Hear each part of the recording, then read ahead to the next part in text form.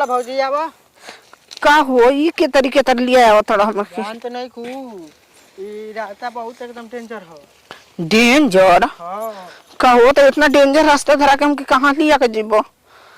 हो ई तो नदी में पानी सुना हमरा बहुते पानी से डर लगेला हो नदी नारा में बे भौजी डरात के बालू तारा के टांग के पार कर दही टांग के हां ना हो ना हम तारा से टंगाई थोड़ा ही आ कहीं टंगाइयो कोई नहीं माने हमरा कमजोर समझत लुका तो का इतना बिजोर बड़ा का तू तो कमजोर बड़ा हो हे इधर बबुआ हां बोला हो जानता रहो हां नदी में ना थे लइया हमरा डर लगेला सोच ना भौजी न तो उनिया पाकी बाटे हो ये भौजी अच्छी बात कोही हो कह ये तो बोलत हो उनिया नो फांसा लगावत न मछरी मारे खाती मच्छर मारा बा हां तब तक टांग लिया सन हमरा के हम डेरा आइम ना क्या भौजी दूसरा कोई ले कैसे टंगइबो का अरे डूबब त माने टांग लिया सन डूबबो तो हम न पानी है तनी ले ज्यादा थोड़ी बा हमरा के गोहिड़ा नजर आवत कोहिरा ना हो उ लौकता हो जमीन। अच्छा ये बताओ तारा के दूसरा रास्ता ना भेटाइल ह तो ही ना खुरियले रहलुआ कि जल्दी पहुंच अरे खुरियले कब तक खुरियले रहल हई जल्दी पहुंचे करे त हमरा के उड़ा के थोड़े लेके जीबो है नदिया पार कोई नहीं जा उहे गांव में तोरे एकदम भेटेबे करी ज्यादा जबले पानी सुखाई ना तब ले जैसे हम जाइब ना ये भौजी पानी सुखा जाई तो साल लाग जाई हो पानी सुखाए में ओकर साल लग जाई कब का है कि कम समझत लुका नदिया के न देखो तो हमने ऊपर गाड़ी से जाता उस नदी में हम चल गुरती ओ हरिया रोड बनल बा हां तो रोड धरा के दिया ना रहता कैसा हो जेबू नदिया पार करही के पड़ी ऐसन बात बा हां पुल ना बनवैले वजह पुल बनल पर होने ढेर दूर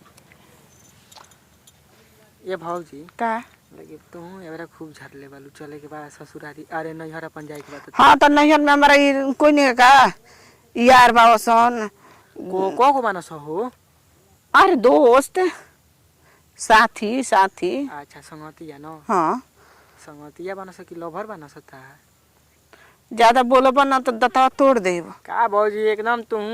एकदम लेके कुछ कह तू एकदम उहे लागेलू हो का हो मतलब संगतिया हम जाने ना कि ता ढेर बनस ता सहेलियो वाली सेटिंग वेटिंग करा देबू न तब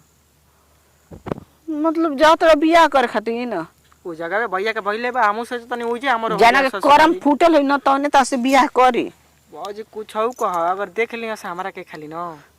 पाका विश्वास बाकी पसंद कर लिया से हाता ना मतलब अपना चेहरा पर घमंड रखेला घमंड ना रहेला लेकिन शान रहेला वही सन घमंड कहल जाला ए भौजी का सुनो हमारे इतना गुमान बा न हां कि जी एक बार देखेला न एकदम कन्फर्म बाकी पड़ जाला हमरा से देखा पटे वाला बात बतिया रहिल बड़ा कि सर न लिया के चलब ए भौजी देखो एगो हमार काम रहे ओही से तारा के रास्ता धरा के लिए नहीं हो एगो काम रहे हां कोनो रास्ता ध के लिया के गो रहता त कमा और त जौन करे के रही तन होइयो अरे मोना ई का कहता हो आ एकर मतलब हमरा के लिए बड़ा हरिया राम ए भौजी सुन ना मौगा हम मरद नहीं तू हमके लिए बड़ा लव चप करे खातिर न हमार तारा से प्यार हो गइल बा ओ प्यार हो गइल बा हां ही का कहता हो ए भौजी वही से तारा के रास्ता धरा के लिया के नहीं हो सही बताओ तो नहीं अच्छा काहे के सुनो भैया रहत न घर बनो तो कोई में तो डर लागत रहे कि अभी हरिया के बाटे कि केकरा ले कहबू तू हम तारा के कोनी तो हमें तू न बनी जा लाटे नहीं खिला गो भौजी हां शर्म निकला उठा ना हम तो जानता नहीं कि हम गांव घर में भी बढ़िया हमर देवर बड़ा लेकिन तू बढ़िया बड़ा बतावा हो प्यार करी ना आड़े आलो त लेके जाके आलो का हनीमून मनैबा सुहाग दिन मनैबा का हो जाई एगो सरसों के आ एगो घर के मजा ना ले लेबू ए खाली देखो हम फोन लगाइब अब मैं बात तारा भैया ले बताइब भैया विश्वास ना करेन कि हमार भैया भाई से कर सकेला यो तो बात सही कहत बा काटे गइनी रदी चला ना चलेगे घर के पीछे भौजी तू का लागला हो पर धनवा के रहर में त ओही मुखिया के रहर में त कोरवा टांग ले गइल कहां बा ए ई क्या करत रहो कहां बा तो भाभी। तो समझ में नहीं क्या होत कि हम क्या करतनी चलो चलेंगे थोड़ा का जाने कहाँ के लिए काले तले सरबा कहीं का हां काले तले रे ए मत हमार भौजी इलिया काय भौजी इलिया के जाता इनको नहीं होर काम बा इनकर न का बा इनकर भौजी के लइका भइल बा कबेल का करत रहे जी कुछ ना बैठा के सोचत रह कैसे नदिया पार करी अच्छा बैठा के सोतर ल हमर त जाना तरल कि तू हलवे के तैयारी करत रहे जी का ऐसन का ऐसन बात नहीं के भैया हां का बात बा